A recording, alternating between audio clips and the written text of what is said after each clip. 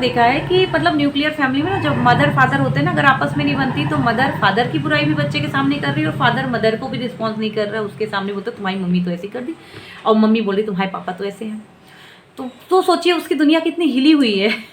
मतलब mother and father, जो एक छोटी सी दुनिया है बच्चे की, वो भी हिल गई है। वो भी समझ नहीं पा रहे कि कौन सही कौन गलत। मतलब hello everyone, welcome back to channel parents talk, जहाँ पे हम लोग बात करते हैं बच्चों से रिलेटेड इशूज़ की एंड पेरेंट्स की प्रॉब्लम की। दोस्तों आज की डेट में देखिए हर कोई चाहता है ना कि अपने बच्चे को बेस्ट से बेस्ट एजुकेशन दे, अच्छे से अच्छा खाना, अच्छे से अच्छा रहन सहन, सब कुछ एक क्लास का होना चाहिए। भले ही हमारी कैसी भी हो, हमने कैसी भी ज़िंदगी जी हो, लेकिन अगर हम कर पा रहे हैं तो हम कहीं उससे ज़्यादा बच्चे के लिए करते हैं। अगर हमारी हैसियत महीने के 5,000 रुपये खर्च करने की होगी उसके एजुकेशन पे, तो हम उसके ऊपर 10,000 खर्च कर रहे हैं। क्यों? क्योंकि हमें लगता है कि एक अच्छी एजुकेशन ही उसके जीवन को सफल बना सकता है, एक अच्छा खाना ही उसके जीवन को हेल्दी बना सकता है, अच्छा रहन सहन रहेगा तो बच्चे को भी मज़ा आएगा रहने में, क्योंकि दूसरों से वो कंपेयर करे तो उसे भी अच्छा फील आएगा। ये सब चीज़ हमारे दिमाग में चलती है और हम अच्छे से अच्छा बच्चों के लिए करना चाहते हैं। हर पेरेंट्स के दिमाग में यही चलता है और हर पेरेंट्स यही चाहता है। लेकिन दोस्तों हम लोग कई बार ये भूल जाते हैं कि हमारे जीवन का रिफ्लेक्शन हमारे बच्चे होते हैं।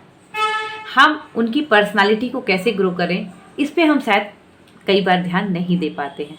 तो आज हम 5 ऐसी चीज़ों पे डिस्कस करेंगे जो कि बच्चे को पर्सनालिटी को इम्प्रूव करेगी एंड बच्चा सफल तो होगा ही, साथ में खुश भी रहेगा। तो इन 5 चीज़ों पे आपको ज़रूर ध्यान देना है। तो ऐसी 5 चीज़ें जो बच्चों से नहीं बोलनी है, आज मैं इस वीडियो में वो चीज़ आपको बताऊंगी।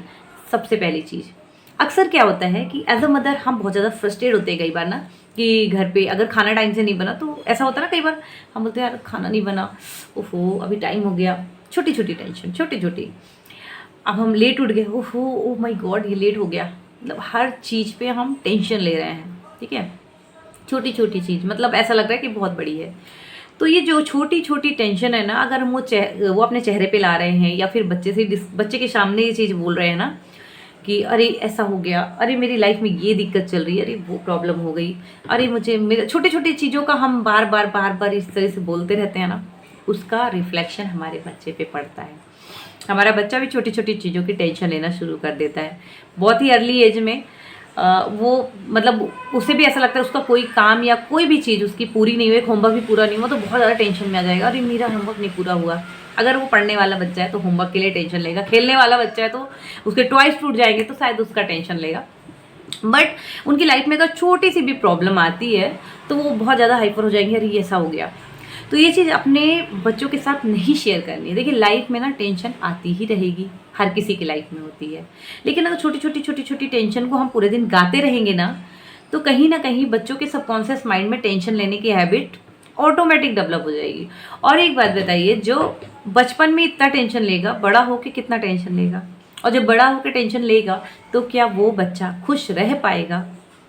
नहीं रह पाएगा, क्योंकि वो छोटी छोटी टेंशन उसको परेशान करेंगे उसकी लाइफ में। तो आपको छोटी छोटी टेंशन बच्चों के सामने डिस्कस नहीं करनी है। इन केस आप डिस्कस करते भी है तो उसके सोल्यूशन ओरिएंटेड होकर डिस्कस करो कि अरे आज मैं लेट उठ गई, कोई बात नहीं, मैं फटाफट काम करूँगी ना तो पूरा हो जाएगा, इस तरीके से। क्योंकि हर किसी की लाइफ में टेंशन तो आएगी यार, बच्चे कल बड़े होंगे उनकी लाइफ में भी आएगी, बट उन्हें सोल्यूशन पता होना चाहिए। उन्हें सिर्फ टेंशन लेके बैठना नहीं है, उन्हें पता होना चाहिए अरे चलो ये मेरा ये काम गड़बड़ हुआ, कोई बात नहीं, मैं इसको ऐसे ठीक कर सकता हूँ।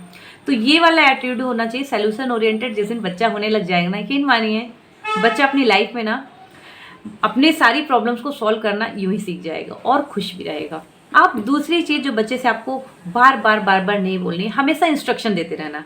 बच्चे को हमेशा इंस्ट्रक्शन देने वाले माता पिता मतलब उसको ना एक रोबोट की तरह बना देते हैं कि चलो तुम्हें अब ये करना है, चलो तुम्हें अब वो करना है, अब तुम्हारा उठने का टाइम हो गया, अब तुम्हारा पढ़ने का टाइम हो गया, अब तुम्हारा खाने का टाइम हो गया। देखिए बच्चा बहुत छोटा होता है ना, तब हम उसके रूटीन को थोड़ा बहुत बना सकते हैं, लेकिन बच्चा थोड़ा भी समझदार हो रहा है ना, तो इंस्ट्रक्शन देने की जगह उसे ऑप्शन देना शुरू कर देना चाहिए कि बेटा चलो अगर आप पढ़ोगे ना तो कौन सी बुक पढ़ना है आपको। अगर हम ही सारा बताने लगेंगे बेटा तुम्हें यही करना है, तो एक बात बताइए वो अपने दिमाग का यूज़ कब करेगा? और बच्चा अगर दिमाग का यूज़ नहीं करेगा, आज बच्चा किस उम्र का है? 2.5 साल का, 3 साल का है, 4 साल का है, 5 साल का है, कोई भी उम्र का है, उसकी कुछ तो थॉट प्रोसेस होती है ना।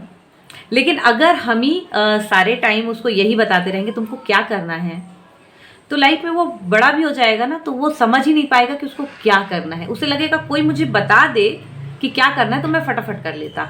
मतलब उसका डिसीजन मेकिंग, उसका थॉट प्रोसेस काफ़ी ज़्यादा पीछे हो जाता है।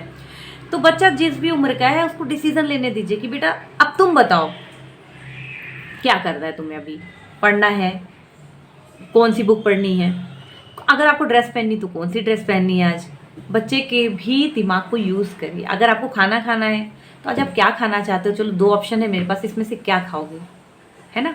तो इंस्ट्रक्शन, हर बार में इंस्ट्रक्शन देना बंद करिए, बच्चे को दिमाग को यूज़ करना चालू कीजिए। बच्चे का जब थॉट प्रोसेस बढ़ेगा ना, सोचने समझने की क्षमता बढ़ेगी, तो उसका कॉन्फिडेंस भी बढ़ेगा। अब एक चीज़ और जो आपको बिल्कुल नहीं करनी है, अपने फैमिली मेम्बर की, इन लॉज की, कई बार होता है जब हमारी नहीं बन रही होती है तो बच्चों के सामने ही लोग बुराई कर देते हैं कि अरे वो ऐसी है ना, घर में ये ऐसी वो वैसी, जो भी रिलेशन के लोग हैं ससुराल में, या फिर जो भी हमारी जान पहचान के लोग हैं। अब बच्चों के सामने क्यों नहीं करना ये? बच्चों के सामने इसलिए नहीं करना कि बच्चे जिस नज़रिए से हम सामने वाले को देख रहे हैं ना, बच्चा हमारी नज़र से दुनिया देख रहा है।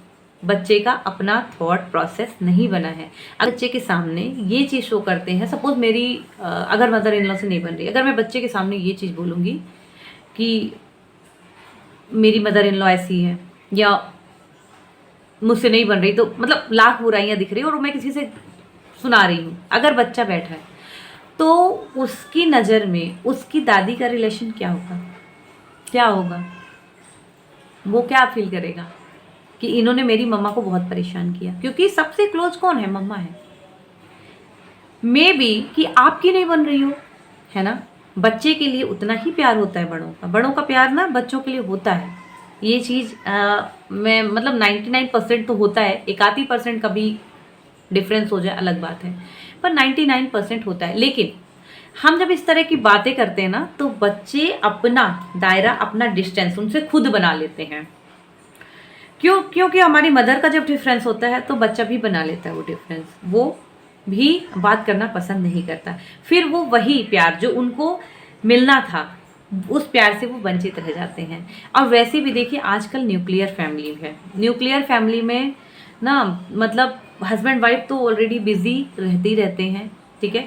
अगर हस्बैंड जॉब में है तो बिजी रहेगा ही रहेगा। जॉब भी आजकल बहुत ऐसी कूल नहीं होती है, बहुत ज़्यादा प्रेशर वाली भी जॉब होती है। वो बंदा तो फिर घर में फैमिली को टाइम भी नहीं दे पाता।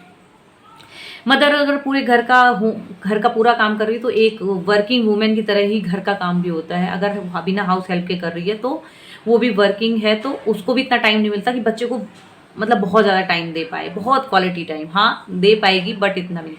अगर वर्किंग है तब तो पॉसिबल ही नहीं, तब तो मेड के सहारे बच्चे पल रहे होते हैं। उसमें भी हम बच्चे का जो रिलेशन है, अब हम तो टाइम दे नहीं पा रहे, जो बाकी और एक सर्कल है बच्चे का जो थोड़ा हमसे दूर है, उनको हम और दूर कर रहे हैं। क्यों? क्योंकि हमसे उनकी नहीं बन रही है, और उनकी और हमारी बातें ऐसी है, हम ऐसी बातें बच्चों के सामने बोल रहे हैं कि बच्चे उनको और दूर कर रहे हैं अपने आप से। तो बच्चों के पास बचा कौन? कोई नहीं बचा, नहीं बचा ना। तो ऐसे माहौल में बच्चे अपनी बातें शेयर किससे करें? अब मदर नहीं अवेलेबल है, फादर नहीं अवेलेबल है, दादा दादी और जो हमारे घर के लोग हैं उनसे हमारी अगर नहीं बन रही, और बच्चा भी वैसा ही हमारी नज़र से दुनिया देख रहा है, तो किससे बनेगी फिर? तो बच्चा भी अपनी बात किसी से शेयर नहीं कर सकता। फिर लास्ट में वही डिप्रेशन है, ये सारी चीज़ों का शिकार होते हैं बच्चे। बाहर की दुनिया उनको अच्छी लगने लगती है घर से ज़्यादा। तो इस चीज़ को भी हमें ध्यान रखना है कि अपने घर वालों की बुराई नहीं करनी है, ठीक है। अगर कभी लगता है कि हाँ हम किसी से हमारी नहीं बन रही, बच्चे सब समझते हैं किसी से हमारी नहीं बन रही, तो बोलना चाहिए ठीक है हमारी नहीं बन रही, पर ठीक है एज अ पर्सन वो बुरे नहीं है, ठीक है हमारी नहीं बन रही है, कुछ हमारी सोच अलग हो सकती है, कुछ उनकी सोच अलग हो सकती है, तो फिर बच्चा उस चीज़ को अपने हिसाब से ऑब्जर्व करता है, ठीक है। तो ये नहीं करना। मैंने तो यहाँ तक देखा है कि मतलब न्यूक्लियर फैमिली में ना जब मदर फादर होते हैं ना, अगर आपस में नहीं बनती तो मदर फादर की बुराई भी बच्चे के सामने कर रही है, और फादर मदर को भी रिस्पॉन्स नहीं कर रहा है, उसके सामने बोलते तुम्हारी मम्मी तो ऐसी कर दी, और मम्मी बोल रही तुम्हारे पापा तो ऐसे हैं। तो सोचिए उसकी दुनिया कितनी हिली हुई है।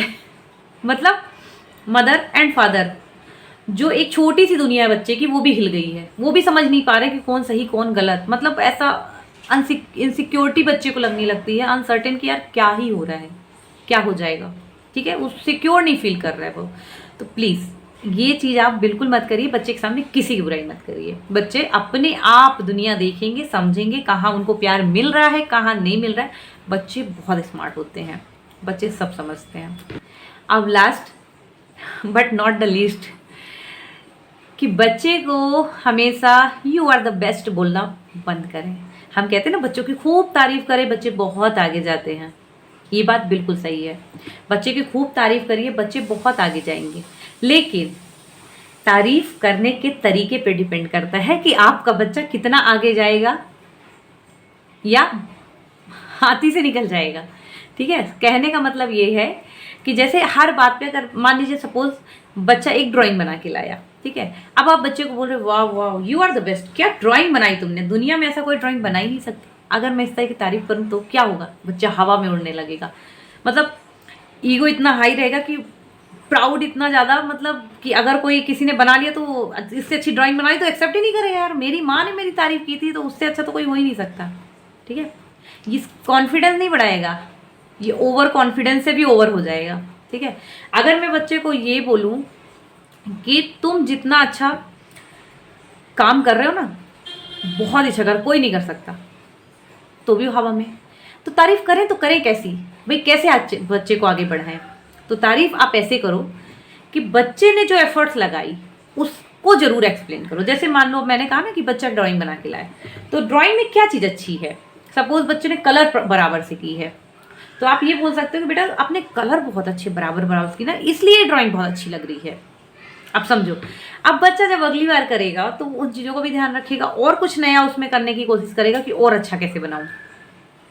हो गई ना तारीफ, बच्चा मोटिवेटेड तो फील करेगा, लेकिन वो जानता है कि मैं इसमें क्या अच्छा किया। ठीक है, बच्चा पढ़ने में बहुत मतलब अच्छा है। ठीक है, पहले बच्चा कम पढ़ाई करता था, अब ज़्यादा पढ़ाई करता है, तो आप बता सकते हो कि हाँ बेटा आप ना पहले 2 ही घंटे पढ़ते थे ना, आजकल तो आप 3 घंटे पढ़ने लगे, वाह, तो आपकी होमवर्क भी अच्छे से होने लग गया है ना, आप ज़्यादा पढ़ने लगे तो।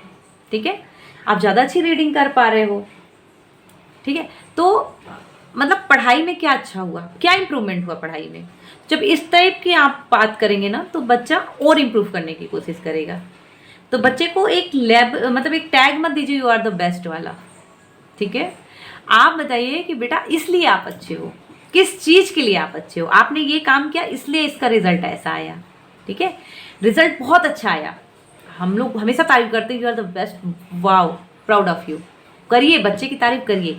लेकिन साथ ही साथ ये बताइए बेटा आपने इतनी अच्छी पढ़ाई की ना इस साल, आपने वो जो 2-2 3-3 घंटे आप पढ़ते थे ना कंटिन्यू, आपने मैथ में अपने टेबल याद करके पढ़ाई की थी ना, इसलिए आपका रिजल्ट तो बहुत ही अच्छा है, वेरी गुड, आगे और अच्छा करो, वेरी गुड, आप तो आगे करो, बहुत अच्छा करोगे, मुझे पता है, विश्वास है, इस टाइप से।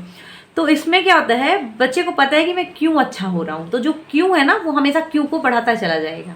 तो हमेशा लाइफ में जो उसका ओवर कॉन्फिडेंस है वो नहीं बढ़ेगा, बल्कि कॉन्फिडेंस बहुत ज़्यादा बढ़ेगा, और हमेशा कुछ ना कुछ इम्प्रूवमेंट वो अपनी लाइफ में करता रहेगा।